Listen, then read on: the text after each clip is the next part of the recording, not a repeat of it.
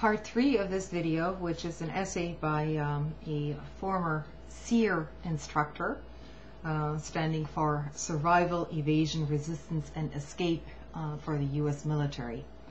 And he has plenty to say about it. I would please ask that he watch the first 2 parts of my video, because otherwise it's sort of going to be out of context. So this is a continuation of his essay.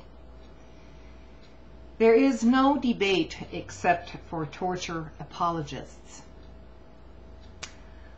Number 1, waterboarding is a torture technique, period. There is no way to gloss over it or to sugarcoat it. It has no justification outside its limited role as a training demonstrator. Our service members have to learn that the will to survive requires them accept and understand that they may be subjected to torture, but that America is better than its enemies. And it is one's duty to trust in your nation, endure the hardships, and return home with honor.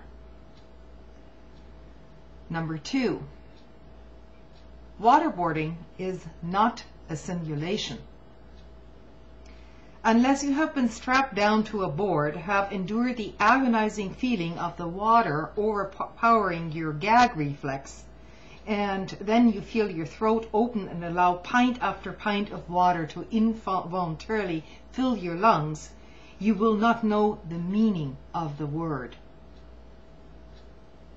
Waterboarding is a controlled drowning that, in the American model, occurs under the watch of a doctor, a psychologist, an interrogator, and a trained strap-in, strap-out team during training.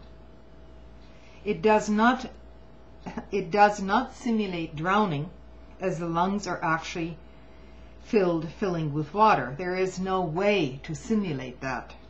The victim is drowning. How much the victim is to drown depends on the desired result, in the form of answers to questions shouted into the victim's face, and the obstinacy of the subject. A team doctor watches the quantity of water that is ingested and for the physiological signs, which show when the drowning effect goes from painful psychological experience to horrific suffocating punishment to the final death spiral. Waterboarding is a slow motion suffocation with enough time to contemplate the inevitability of a blackout and expiration. Usually the person goes into hysterics on the board. For the uninitiated, it is horrifying to watch. And if it goes wrong, it can lead straight to terminal hypoxia. When done right, it is controlled death. Its lack of physical scarring allows the victim to recover and to be threatened with its use again and again.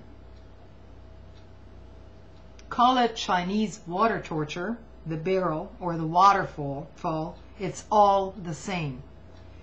Whether the victim is allowed to comply or not is usually left up to the interrogator. Any waterboard team members, even in training, enjoy the sadistic power of making the victim suffer and often ask questions as an afterthought.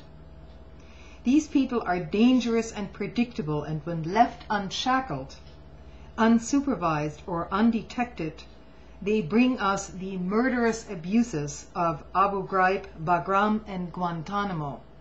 No doubt, to avoid human factors like fear and guilt, someone has created a one-button version that probably looks like an MRI machine with high-intensity water jets.